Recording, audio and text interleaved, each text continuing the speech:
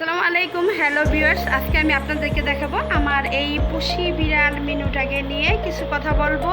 ও আমার সাথে রাগ করেছে, দেখেন। জন্য আমি এই মাছগুলো ভাজা করছি। এই যে বড় বড় তেলাপিয়া মাছ, এই যে মাছগুলো ভাজা করছি।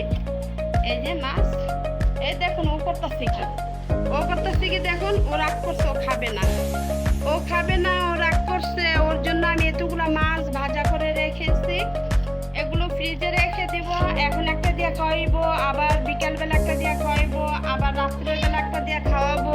ও খেতে চাইবে না, দেখেন কি করতেছি। ও কি খাবার না তুমি? তোমার খিদে লাগে নাই?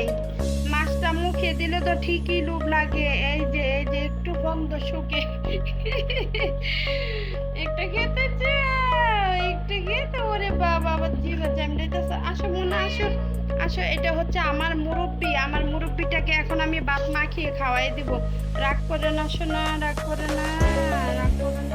আসো, আমি এখন ওকে ভদ্রভাবে খাওয়াইতে চাইতেছি। এই কাঁটাগুলো বেছে আমি এখন ভাত দিয়ে মাছ মাখিয়ে দিব।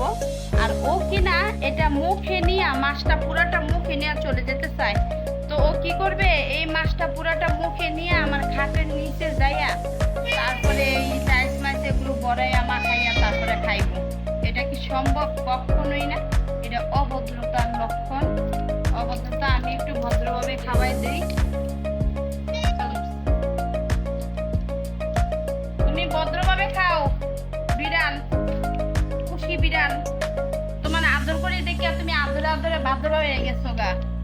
একটু ভদ্রভাবে খাও। আমি এভাবে মাখাই দিছি, এই যে মাছ দিয়া পুরাটি ভাত মাখাই দিছি। ও সবগুলা খাইবো, খাইলে ওর পেটটা বলবো। ওই কিনা নিচে না ফেলাইলে ওর ভদ্রতা ই হয় না।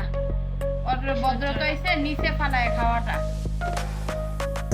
অভদ্র লক্ষণ আমাদের কাছে। কিন্তু বিড়াল, যে বিড়াল, খুশি বিড়াল, এই দেখছেন, এই দেখছেন, এই দেখছেন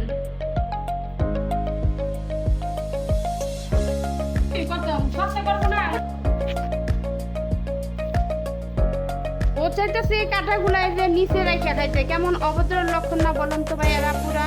আমি এখন সুন্দরভাবে মাখাই দিছি। তুই এরকম তো ভদ্রগির মতো খা না।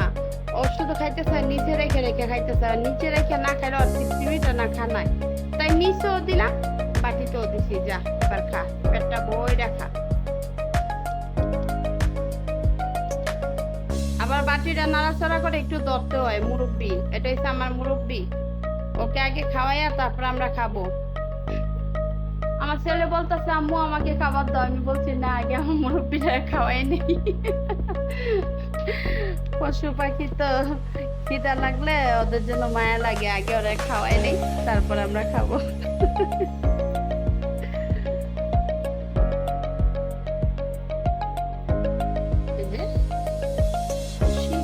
পুষি বিড়াল সুন্দর করে খাও। নাও, এই তো খাও।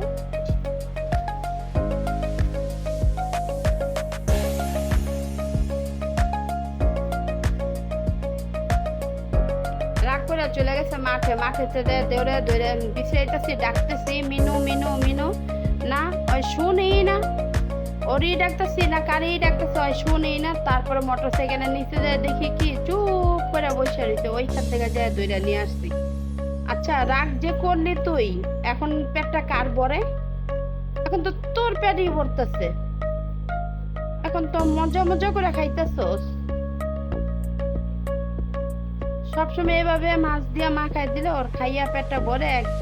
তারপর কি করবো, খাওয়ার পর একদম টান টান হইয়া লম্বা হইয়া শুয়া থাকবো টাইপের মধ্যে। আর শোয়া দেখলে অনেক সুন্দর লাগে।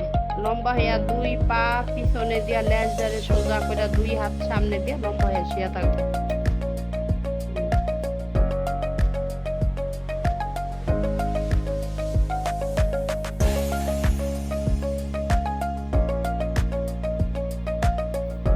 তারপর আবার একটু পানি দিতে দিব। ভাতটা খাওয়ার পরে পানি না দিলে তারপর বাথরুমের সামনে যাইয়া, দরজার সামনে যাইয়া ওয়া ওয়া করে কাঁদতেই থাকে। আর ওর কিরকম যেন ওর গলার সুরটা অন্যরকম, মোটা মোটা গলায় ডাকবো। তখন মনে হয় যে একটু অভিনয় করতেছে ওরা পানি দেওয়ার জন্য। আমি আরেকদিন আপনাদেরকে ডাক্তার শোনাইবো কিভাবে যে ডাকে গোসলখানার সামনে যায়।